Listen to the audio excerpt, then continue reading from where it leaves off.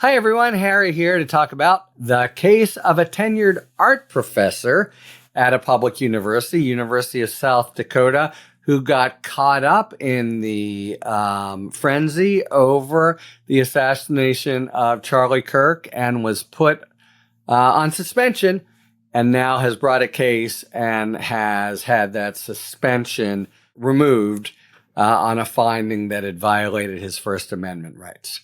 Okay.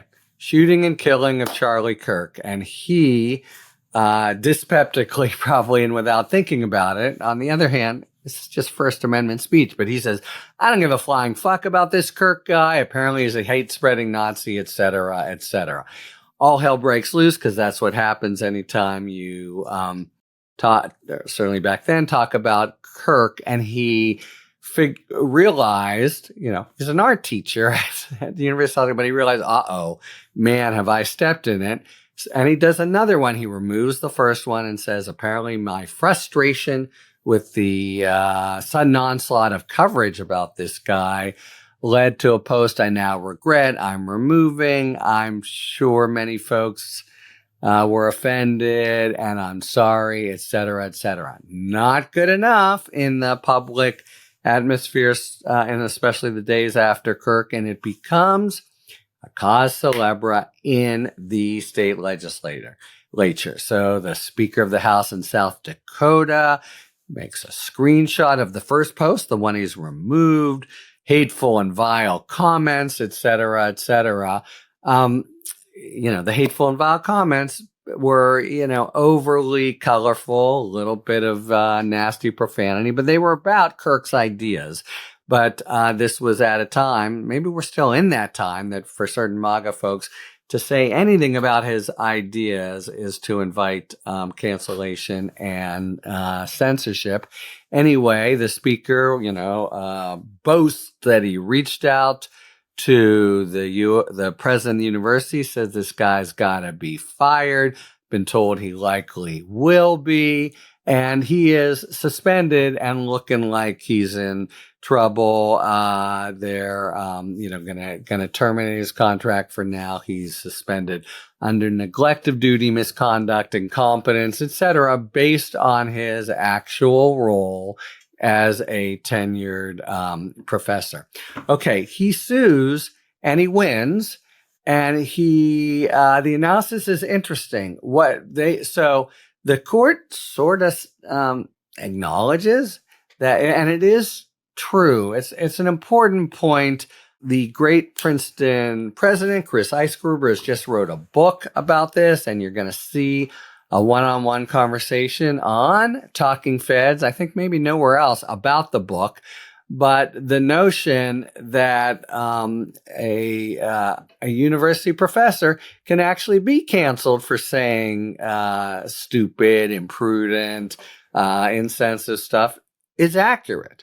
So, you're hearing Trump and company out there, Catherine Levitt, saying that anyone who says, anything bad about Kirk, seems like anyone who mentions Kirk, should lose their job, should be shunned in society, et cetera, et cetera. That's the kind of claim they're making.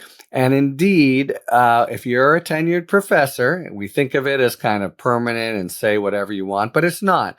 There are ways, you're still under contract with the school, there are ways in which you can violate that contract and come to be fired, disciplined, et cetera. That's what the Speaker of the House and the President were aiming for.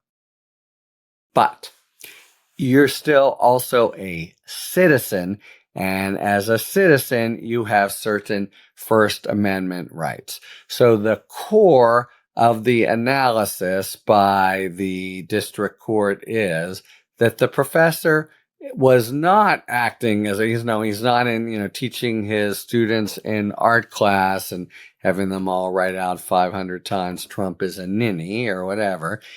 He's talking as a citizen. He puts it on his Substack. People maybe read it because he's a professor or whatever they do, but he is making a point as a citizen, and what's going on with this Kirk guy, et cetera, for which, again, he later apologizes, retracts the point.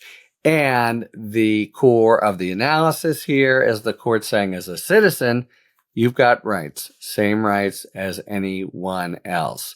And so the finding that the professor is talking as a citizen rather than as a professor or some representative of the school is pivotal and leads to the conclusion that it violated his First Amendment rights for the university to undertake all this conduct. So a kind of a fine legal distinction leading to a pretty broad constitutional principle. The guy's the teacher, but he's also a person. He makes his claim as a person.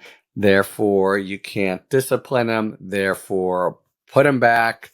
End of story. We'll see if South Dakota or the speaker tries to do anything to pursue it, but I suspect that finding by a district court in South Dakota will hold, as will the reinstatement, but we'll see. Talk to you later. Thanks for tuning in. If you enjoyed this video and other Talking Feds content, please take a second to like and subscribe. Talk to you later.